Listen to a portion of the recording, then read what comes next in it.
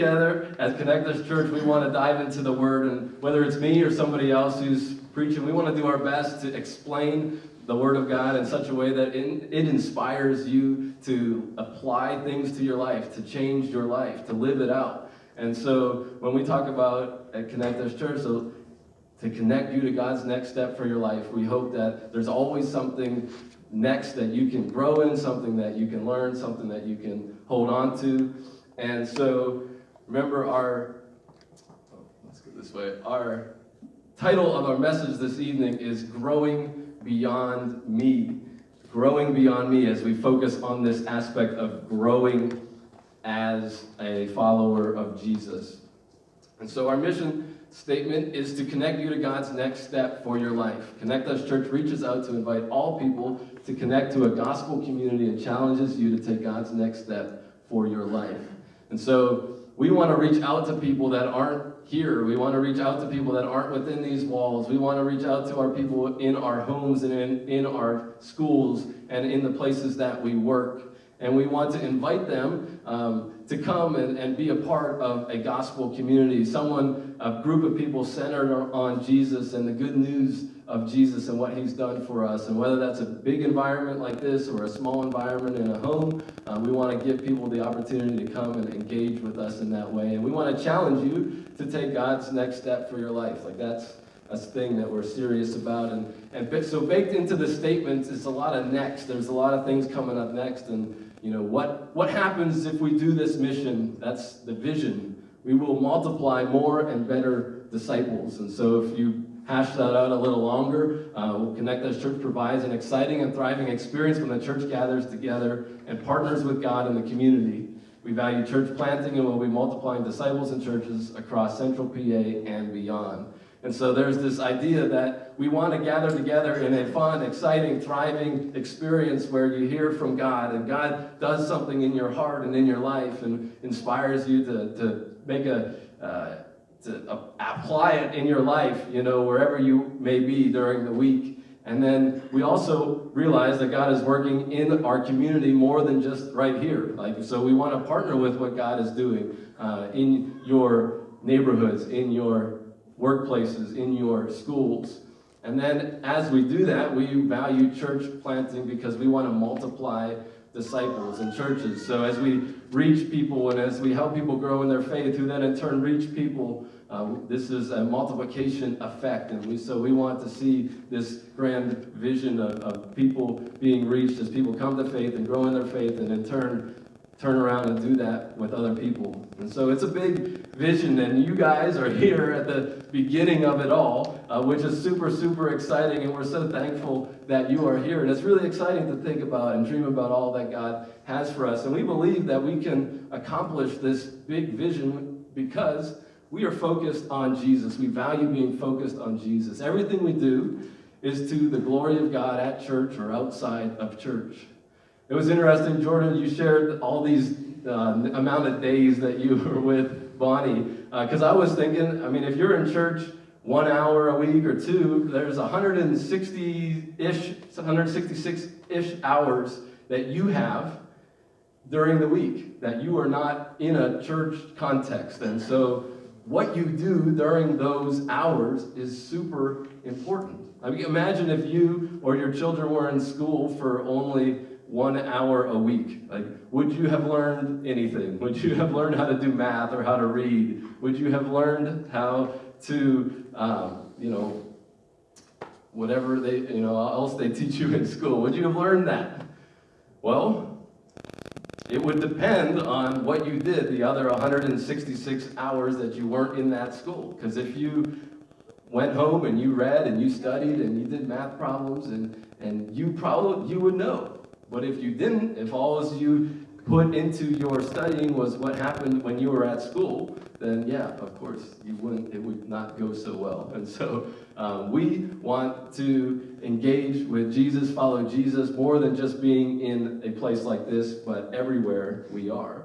And one of the aspects of that, of what we want to do, is we want to study the Bible. We value biblical teaching because we believe that there's no other book more helpful and relevant for today than the Bible. And the Bible is an incredible, incredible book. It was written over the course of 2,000 years by over 40 different human authors. These authors came from all different cultures, all different kind of empires and world situations, and they were writing, all these different things, but there is one main storyline through it all, and that points to one main author, who's God. And so the more that we value God's word and let it impact our life, the more our lives will be better as we follow Jesus, and it's super helpful as we learn what God has said to us, and it's super relevant for today. So we should focus on Jesus in everything that we do, and we value biblical teaching. And as we talked about last week, last vision night when we got together, we want to connect you to God's next step for your life. Like, we value this relational. We want to connect. We value you. And it's great when you is me, right? We want to connect you to God's next step for your life, and that's awesome, The message sounded like it was directly for me. I felt like God was speaking to me. The song that you sang was perfect. I was listening to it all week long. It was for me. God is there for me, and it's great when you is me. And that's great, but we want to grow beyond me. We want to grow beyond me. In the Bible, I want to draw our attention to a passage from the book of Luke. Luke was a friend, a follower of Jesus, and he did his research. He took as much information as he could find about this person of Jesus and what he's done. And so he put them together in this gospel account of Luke, and he retells the story that Jesus tells in Luke chapter 18, and he introduces us to a person. And the person is a tax collector. Luke 18:13. And he says, Jesus was telling the story that this tax collector went to the temple to pray, and he stood at a distance and dared not even lift his eyes to heaven as he prayed. So this tax collector, if you know about tax collectors in the first century, they were not well liked at all. No one liked them. And they knew that. And one of the reasons why they didn't like them is because they were collecting money for the evil empire of Rome. And the people in Israel did not want Rome to be ruling over them. And yet, they were there collecting money. Imagine giving money to something that you didn't want to have happen. That is not fun. And what made it worse is that the tax collectors were oftentimes Jewish people. The very own people were working for the evil empire, collecting your money. And what made it even worse is that if Rome was asking for $1 of tax, they would take $2 worth of tax and keep the extra $1. So these tax collectors were hated. I would hate them. I would despise them. If someone was doing that to me, come on. And he knew it. This tax collector knew what he was doing as he came to the temple. He stood at a distance. He couldn't even go close. And he didn't lift his eyes up to heaven as he prayed, because he knew that this wasn't right. This wasn't good. I've got nothing to offer God. And the same can be said of us. We've got nothing to offer God.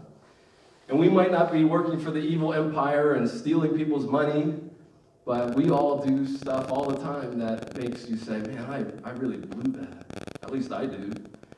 And I think sometimes we feel a distance. We feel a distance in our relationship with God, or we think about church and it's like, I really got to show up there. I'd rather just stay far, far away because I know that I got nothing to offer. But look at this guy's prayer. It says instead, this is what he beat his chest in sorrow, saying, "O God, be merciful to me, for I am a sinner." See, this was his posture. It was one of sadness, of sorrow, of recognizing the types of things that he's done, and he called himself a sinner.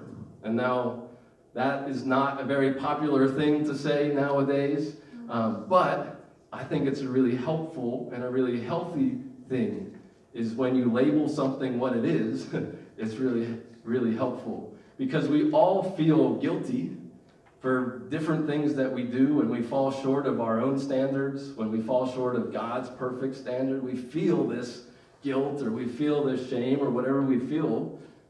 And it's good to put a label on it. You're like, I sinned.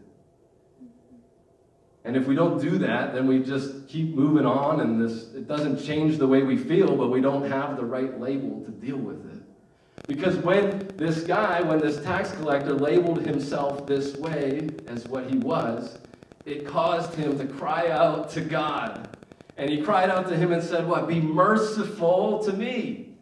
He knew that he deserved something bad. He knew he deserved some punishment for his wrongdoings.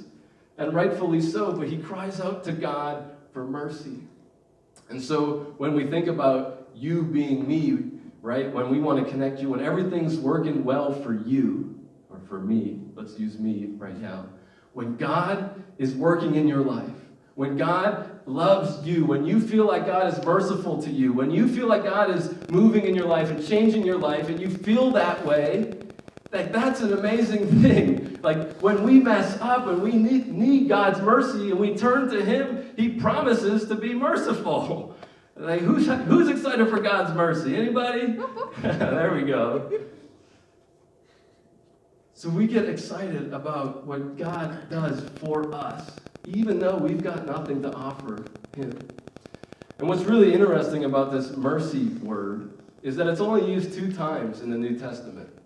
And what really is going on here is it's a picture of this Old Testament system, this Old Testament thing. And so if you can imagine Jesus telling this story, he shows up at the temple, and Jesus hasn't died yet, and he sees this tax collector who's praying near the temple, and inside the temple, there's things that have been set up by God to deal with people's sin. And so if you imagine, the tax collector is standing at a distance, and he sees the big, huge building. And he says over there, he's like, God, you built this thing. And inside this temple is a room. It's called the Holy of Holies. And it's a special room. And inside this room is this Ark of the Covenant. It's this little wooden chest. And on top of this wooden chest is what's called the mercy seat. And so this tax collector is probably saying, God, you put all of this together, and you put this plan in place so that when an animal is sacrificed, and once a year, the high priest would go into this temple, and he would sprinkle blood onto this thing called the mercy seat.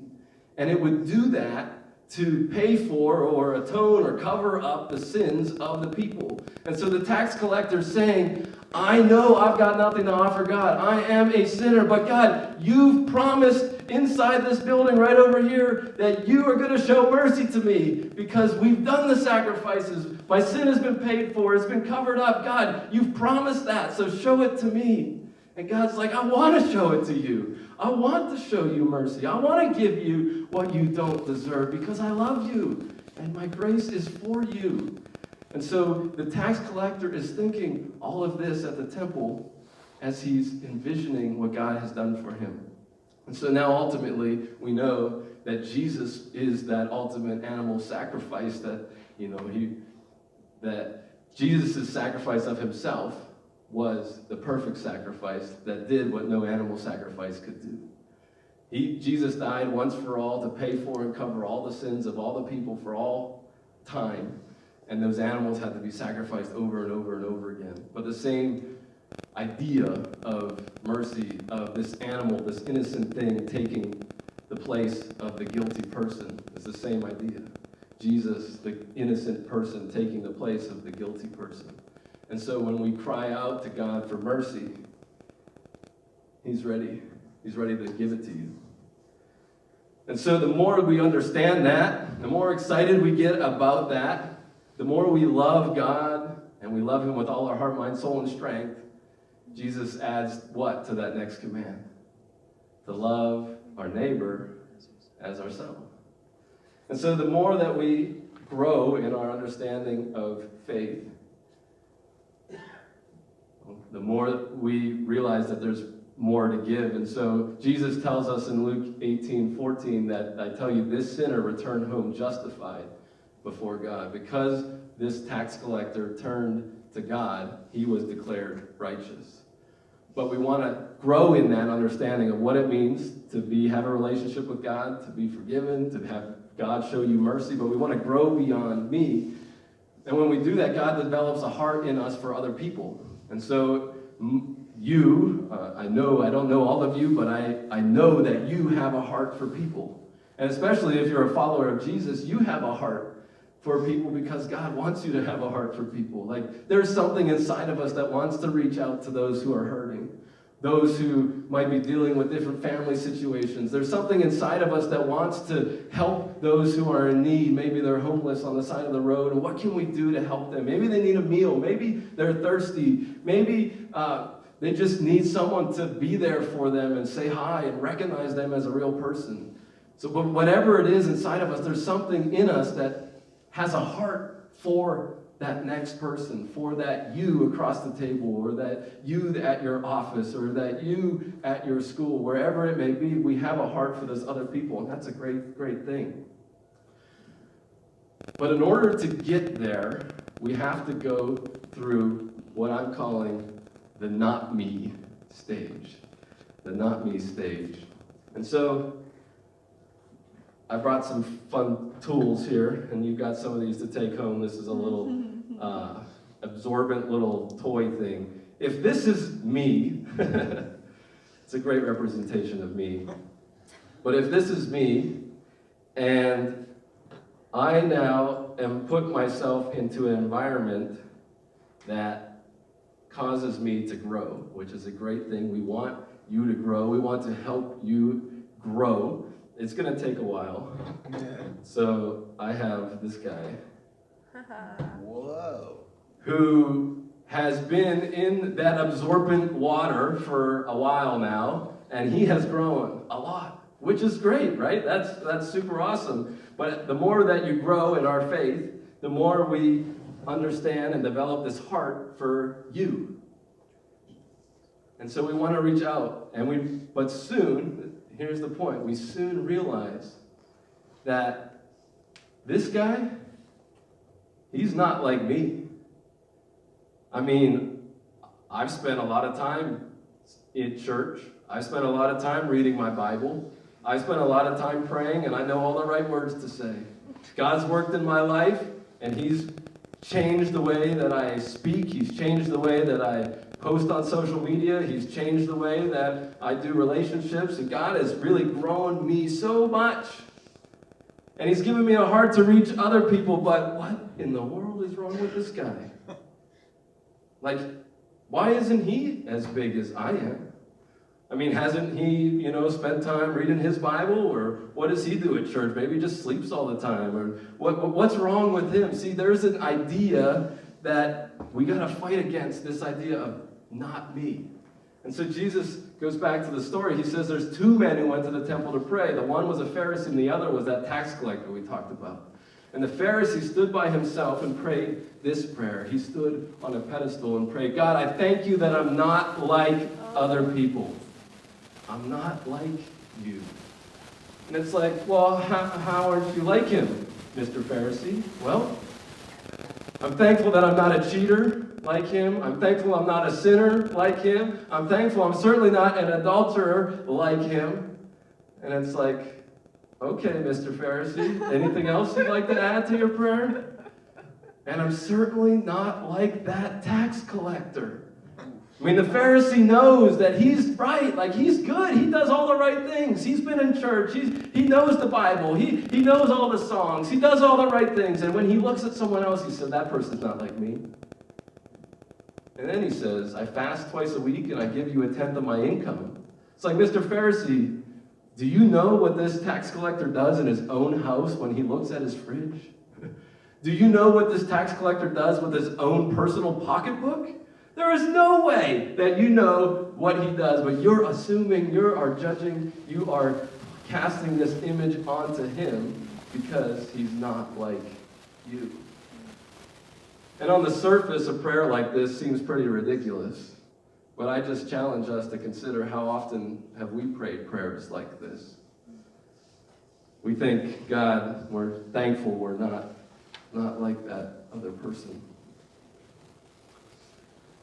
But see, the more we experience what God has done for us, the more we love what God has done, the more that you is me, that God is changing our life, He's growing us, He's shaping us, He's building us up, He's putting us into all these ministry situations and all these things, we will have a heart for other people. And when we do, we've got to push through that not me phase.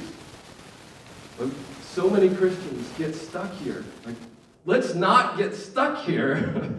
We want to keep that heart, keep developing that heart as we grow. And we certainly want to grow, but we can't develop that not me attitude of looking at others. And so practically it looks like I attend church, I know all the songs, I know all the worship music, I know the right things to do. But then this other person who also attends the same church, and maybe you're sitting right next to him right now, don't look at him, is not as far along as you are. And you wonder, is it all worth it? Have I put in so much effort? Have I studied so much? Have I done so much to be sitting next to somebody else that doesn't even look like he cares? And I just want us to push through that.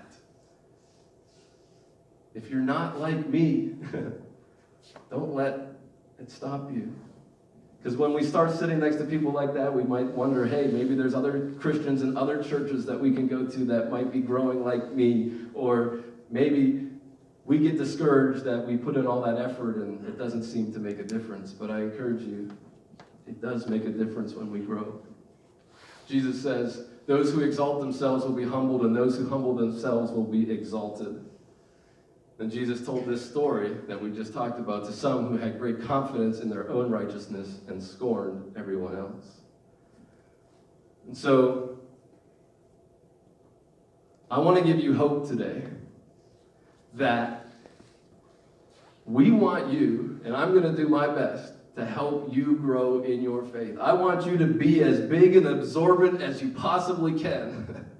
And as you do that, you will develop a heart for other people. You will want to reach out to those who are hurting and those who are far from God. You will want to reach out to these people. And we can't get stuck in that not me phase. And when we don't, and when we push through that, we will be reaching people who are far from God. We will be reaching people from all different nationalities, all different cultures. We will be teaching people, reaching people, praying for people, caring for people, sharing the gospel with people who have been through all different kinds of life situations and from all different family backgrounds. We will be reaching people that have dealt with all different kinds of habits and hang-ups, and they won't get in the way of us connecting with them. And so we've got a great vision, a great mission to accomplish, and I hope that you will be along the ride with us.